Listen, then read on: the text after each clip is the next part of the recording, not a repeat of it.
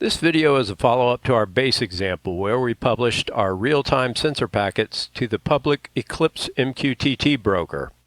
In this example, we'll modify the configuration file we used in the original example to instead publish our packets to a cloud-based Thingsboard dashboard.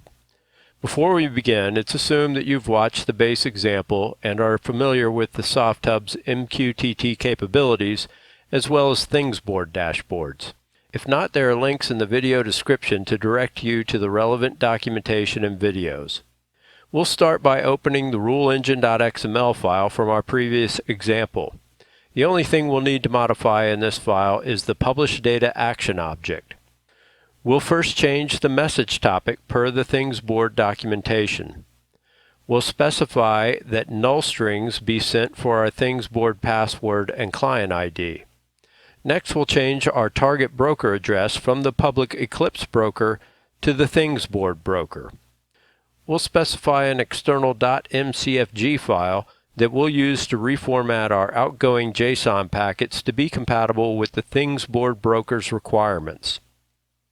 And lastly, we'll plug in our Thingsboard device access token as our username. That's all the changes required to the rule engine file to redirect our packets from the Eclipse broker to the Thingsboard broker. The rest of the rule file remains unchanged. We'll save our file and push it over to our SoftHub device using the pscp command. On our SoftHub device, we'll copy the template.mcfg file to the file name we specified in our configuration file. We'll edit the file and make 3 changes. First, we'll enable the flattening of our outgoing JSON packets. This is required to use the SoftHub's on-the-fly JSON filter format packet reformatting feature. Additionally, we'll specify that the SoftHub not publish any packets that are not successfully reformatted. And we'll specify a single .jff file that will describe our packet transformation.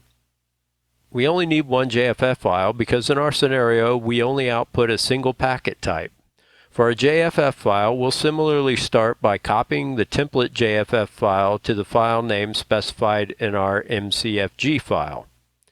We'll then edit our new file to provide the directives needed to reformat our outgoing packets to meet the input requirements for the Thingsboard broker. We'll need to pull 3 values from the outgoing packet that we'll plug into the transform packet we'll publish. This is the packet we captured in our original example, and this is the same packet in a flattened format. You can get the flattened format by either running the original packet through one of the many online tools available or simply publishing the packet to the Eclipse broker in a flattened format. For our Thingsboard dashboard to properly display our data, we need to translate our flattened data packet into a format acceptable to the Thingsboard broker. This is an example packet from the Thingsboard online documentation. From that, we've created an example of what our reformatted original packet would look like. We've plugged in the values from the flattened packet into the Thingsboard template packet as illustrated. In turn, we've replaced the values with our placeholders to create the actual JFF file packet template string we'll use.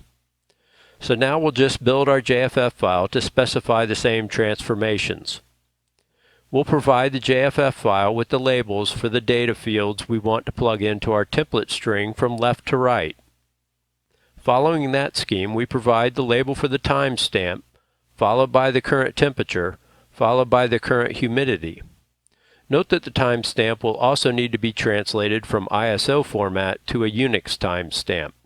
This is indicated by the number 2 we've suffixed the timestamp label with. See the SoftHub MQTT documentation for further information. Lastly, we'll provide our actual output packet template string. Note that the value labels are the labels we used when creating our corresponding Thingsboard widgets. With that, we'll save our JFF file and restart the SoftHub daemon.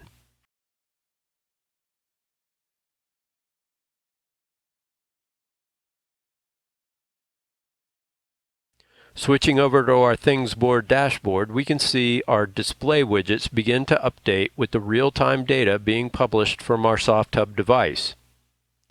Again, this video is meant to just provide the simplest example of how to get your data to your Thingsboard dashboard. Both the OmnIoT SoftHub and the Thingsboard platforms provide far more features than we've touched on here. One additional feature is the ability to control your SoftHub device remotely from your Thingsboard dashboard using control widgets. Be sure to check out our follow-on video where we update this example dashboard with a simple remote control widget.